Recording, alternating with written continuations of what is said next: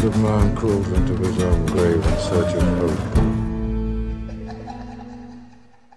Many salutations, everybody. It's your favorite boogeyman back once again with another dose of static sessions. And I call it a dose because I know it can be a heavy pill to swallow. So let's get to it, yeah. So my first minor point in this bigger picture of this video is it's wild to me that some people still consider chemtrailing a conspiracy theory when obviously the Army has admitted it. You'll see it in the video. Like I said, it's a minor point to this major picture, but still I want to prove the point. The Army admitted to spraying chemicals back in the 50s. So they've been doing it since then, so it's no longer a conspiracy theory. So just stop with the bullshit, okay? Second of all, how can you trust a government with anything medical that has been proven time and time again to do unauthorized, unknown testing on its citizens without their consent? They've been doing it forever. In this video, we're covering a little bit of what happened in St. Louis and a little tad of what happened in other places. There's going to be other videos kind of elaborating on some of these, like say in Vanderbilt in Tennessee.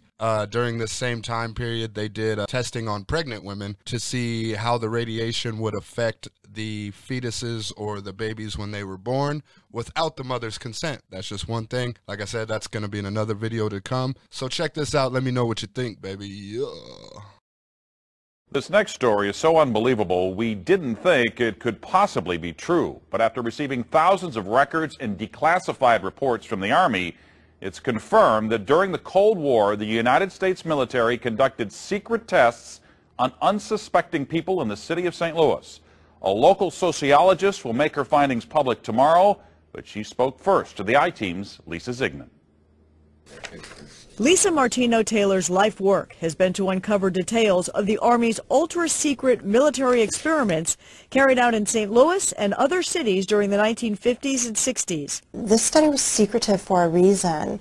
They didn't have volunteers stepping up and saying, yeah, I'll breathe zinc cadmium sulfide with radioactive particles. These Army archive pictures show how the tests were done in Corpus Christi, Texas in the 1960s.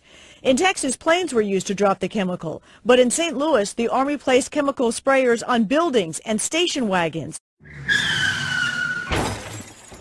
In Texas, planes were used to drop the chemical, but in St. Louis, the Army placed chemical sprayers on buildings and station wagons. City officials were kept in the dark about the tests.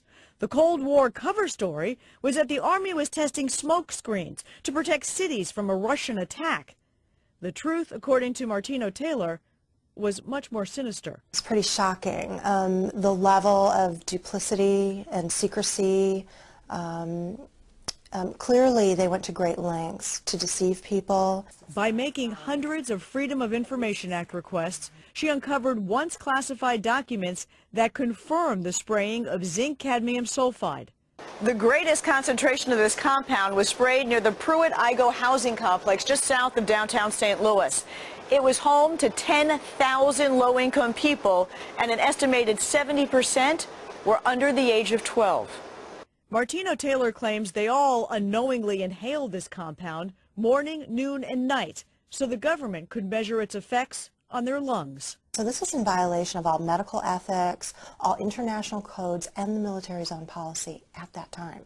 In 1994, then Congressman Richard Gephardt asked the Army to open its records and explain the St. Louis testing. We want to make very sure that nothing went on that would harm anyone and that all the facts are out on the table.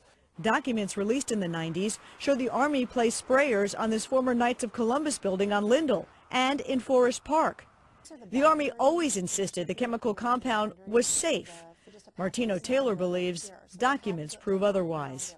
There's a lot of evidence that indicates that people in St. Louis, in the city, particularly in minority communities, were subjected to military tests that was connected to a larger radiological weapons development and testing project. For the first time, she links the St. Louis testing to a company called U.S. Radium, a company notorious for lawsuits involving radioactive contamination of its workers. United States Radium had this reputation where they had been found legally liable decades prior for producing a radioactive powdered paint that killed many young women who painted fluorescent watch dials.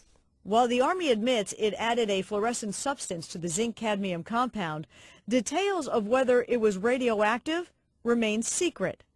Documents uncovered to date indicate the Army never conducted follow-up studies to see whether the compound caused long-term health issues.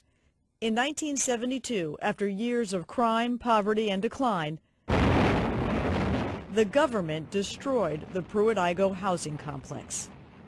Lisa Zigman, News Channel 5, I-Team. Now, the company U.S. Radium no longer exists. Martino Taylor has placed all of her research, including the declassified documents, online, and will link you to that data at ksdk.com. Now, she will make all of her findings public tomorrow at St. Louis Community College Merrimack campus. In the meantime, if you remember the spraying, the I-Team's Lisa Zigman would like to hear from you. You can email her at lzigman@ksdk.com.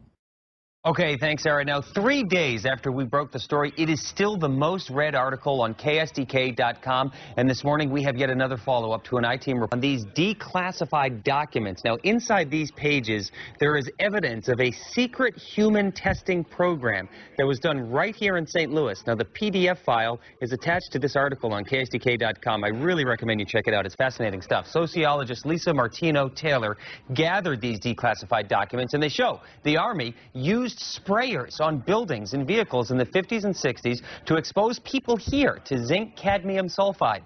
Now, the Army stands by its claim that this chemical was harmless, but now, after we've pressed for some answers, Senator Roy Blunt is getting involved in all this. He issued a statement saying, quote, "If this is true and people were potentially harmed by these experiments, we deserve to know the facts immediately," end quote. He also says his staff is looking into the situation. Jennifer?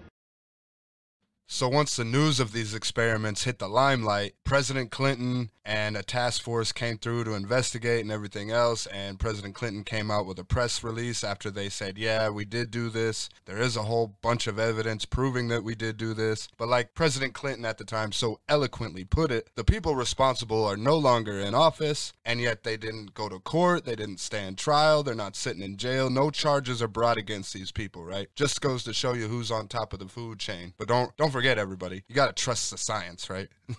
Yeah. Why did we do this? Why did the president direct his administration to open the doors on human radiation experiments? We have assembled and reviewed hundreds of thousands of documents, many of which were previously secret. In 31 days of open hearings conducted in Washington and throughout the country, we have heard from hundreds of public witnesses. We have found that wrongs were indeed committed, both with experiments involving radiation and with intentional releases of radiation into the environment. The rights and interests of individuals and communities were sometimes ignored.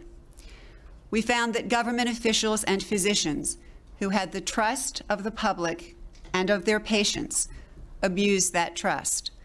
Patients were used as subjects of experiments without their knowledge or consent. Information was withheld from affected communities and from the public. Secrets were kept to protect the government from embarrassment and legal liability. In one experiment, scientists injected plutonium into 18 patients without their knowledge. In another, doctors exposed indigent cancer patients to excessive doses of radiation, a treatment from which it is virtually impossible that they could ever benefit. The report also demonstrates that these and other experiments were carried out on precisely those citizens who count most on the government for its help, the destitute and the gravely ill. But the dispossessed were not alone. Members of the military, precisely those on whom we and our government count most, they were also test subjects. Informed consent means your doctor tells you the risk of the treatment you are about to undergo. In too many cases, informed consent was withheld. Americans were kept in the dark about the effects of what was being done to them. The deception extended beyond the test subjects themselves to encompass their families and the American people as a whole. For these experiments were kept secret, and they were shrouded not for a compelling reason of national security, but for the simple fear of embarrassment, and that was wrong. Those who led the government when these decisions were made are no longer here to take responsibility for what they did. They're not here to apologize to the survivors, the family members of the communities whose lives were darkened by the shadow of the atom and these choices. So today, on behalf of another generation of American leaders and another generation of American citizens, the United States of America offers a sincere apology to those of our citizens who were subjected to these experiments, to their families, and to their communities. Welcome to prime time, bitch!